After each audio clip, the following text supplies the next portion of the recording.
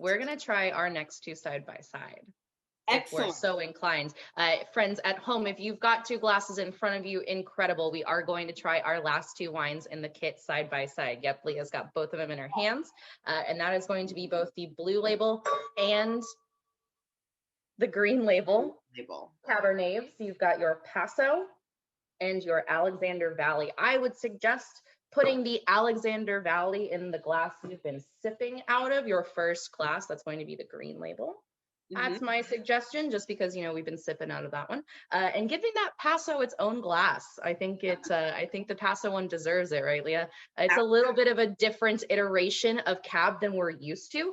So I think being able to pair them side by side and see that taste that physical difference, really the flavor profiles and how they feel on the palate.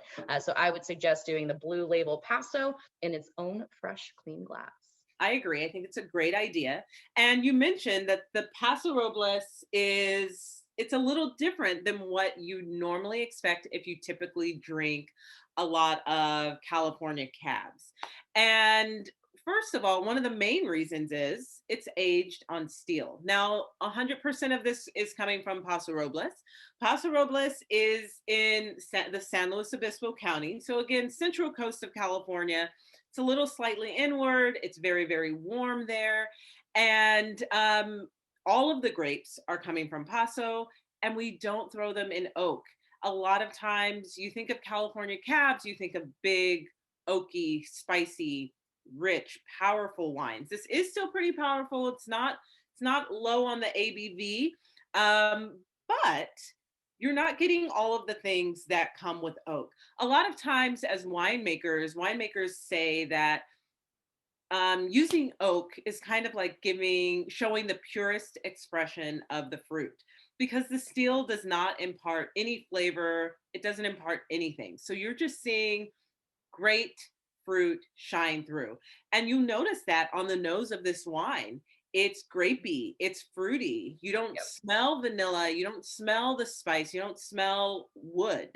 You smell all of these really beautiful fruity characteristics. It's not Yep. intimidating. Cabs can sometimes be a little bit intimidating, and this isn't. What do you smell? Oh, I mean, they are intimidating to me every single time. And, you know, we do this for a living. I do get a little nervous every time I open a cab because I'm like, I hope I like this. But when I opened these ones, and, you know, it's not just because we work for In Good Taste, I opened these cabs and I was so excited, especially this Paso one, because yes, it is so fruit forward. But immediately I noticed that there was an herbaceousness behind it as well, Mhm. which you don't always pick up because our cabs usually have oak influence behind them, which hides that very intrinsic herbaceousness. Cabernet Sauvignon is the child of Sauvignon Blanc, and Sauvignon Blanc, as we tried first, you notice tends to taste a little bit more, you know, herbaceous, green, if you will. So having that be the parent grape, it is going to taste somewhat similar. So I get lots of bright raspberry, but it's like raspberry pop rocks almost, Oh, right? I love Uh, that. yeah, it's raspberry pop rocks, and it's, you know, green bell pepper and jalapeno, and it's Welch's, you know, grape juice. Sometimes your wine truly does taste like grape juice, and it's totally okay to say. Totally fine. I love that. And it's something that we say. It's like it's Yep, grapey. it's Smells grapey. grapey, tastes grapey. And I like the feel of this wine because Hmm. it's still very full bodied. You still feel those tannins. It's still definitely a cab. I Yes, love the kind of minty yes. eucalyptus notes that I get out of cab. Fresh, so fresh. It's very, Exactly. very fresh and so easy to drink. I love this with pizza. Oh, It's just a pizza with a lot of toppings. covered. It's an easy drinking cab, but it still gives you all of those great full body characteristics. It's smooth, it's big, it nice full mouth feel, nice Hmm. tannic structure, nice long finish. But you're not getting all the oak. And I Precisely. think this is really great because Cabernet, it's a grape, it's not a wine making style. So it is going to be different depending on where it's from and how it's made. And we can use a lot of different techniques in winemaking to kind of manipulate what nature has already done. And again, another shout out to our winemaker who again has done a really great job, and pairing these two side by side is also a really nice way to kind of figure out your own palate and see Precisely. what you like and what you don't like, especially if you're someone who has tended to shy away from the heavier reds or cabs in particular. You're tasting, and the point of tasting is to see if you like something or if you don't like it. If you don't like it, great. Now you know that you can go to the store and say, huh, I don't like wines that are really, I don't like my reds to have a lot of herbaceousness to them, Mhm. or I prefer a lot more tannic structure. Once you have those words, you're going to be able to pick out bottles that you're going to enjoy more. And when you're in a restaurant or you're asking for suggestions, you have the vocabulary to Yeah. say what you like. The tools for success. Exactly. That's you can't be, you can't be actually using them if you're not given them in the first place. So you have to be given the actual things that you're looking to say. I always notice it's quite daunting to foray into how you talk about wine, how we describe wine.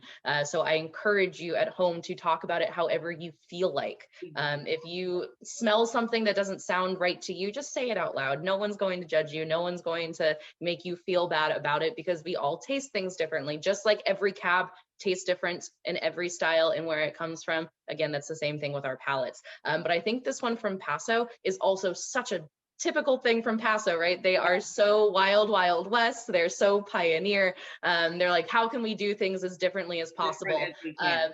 Yeah, while we're still retaining a sense of like old world style, they really bring together both old world beauty and new age innovation. And I think that Paso is just like, this is so typical Paso. And if you're cool with this style, I think you should go hang out in Paso, try out their wines, right? Definitely. Stainless steel, clay amphora, cement, whatever they can get their hands on. Love it. That's the cool thing about it. Exactly. Yeah. And then we've got elegance coming from our other cab, right? Yes. Like that is true elegance coming from the game theory from Alexander Valley. Just So our Alexander Valley game theory, elegance is a good word for this. This one is going to be a little bit more along the lines of what you may expect, but not really, because this is also a little more old world style. So it's kind of a Bordeaux-ish style red wine, Bordeaux-ish style Cabernet. This is aged on oak, so you're definitely going to pick up the oak.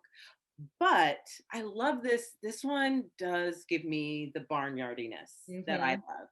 Personally, I like funky red wines. I like my wines to be as funky as possible. And this has Yep. just a little bit of, it smells like a barn. You Yeah. That get animalistic, that animale. wet hay, kind of Mm-hmm. outdoorsy smell in a very, Totally. very good way. I In the love best way. in the best way. I love the way this Mm-hmm. wine smells. Mm. Interesting. This is one of our lowest alcohol by volume wines. Nice fruitiness in this, but it's really driven by the earthy characteristics. The savoriness, the herbaceousness comes through. You get the oak on this as well. You get the spice. It is just, yes, it's elegant. Yes, you could have this with a steak. Yes, you could have this with chocolate cake as well. Definitely, those tannins are a bit more aggressive than the rest of our wines. And if Agreed. that's something that you like, you're really going to enjoy this. What do you smell? Do you smell like the herbiness, but like in a different way? Yes. I get more thyme and rosemary, not quite as that like green pepper skin and jalapeno skin. It is way more, again, it's just elegant. It makes me think of actual herbs, not, fresh green, fresh cut Yeah. grass. It's definitely more into the thyme and cardamoms, and it's going to be from that oak influence, not fully taking over the intrinsic aromas behind the grape itself. But yeah, picking at a lower bricks, like you were mentioning, just allows it to not have to sacrifice a 15% wine, hiding behind that alcohol percentage, which to us on our palates tastes hot, tastes like heat, tastes like sometimes like a shot of vodka, if they're a Yeah. little too high ABV. So you don't have to sacrifice. You're getting all of the aromas that we love with a wine that's actually sippable. That's always what I'm looking for. I think that's what scares me about cabs a lot of the time is I can only have a glass. They're 15% and I have quarantine tolerance these days. So this one, Quarantine tolerance means you can drink a lot.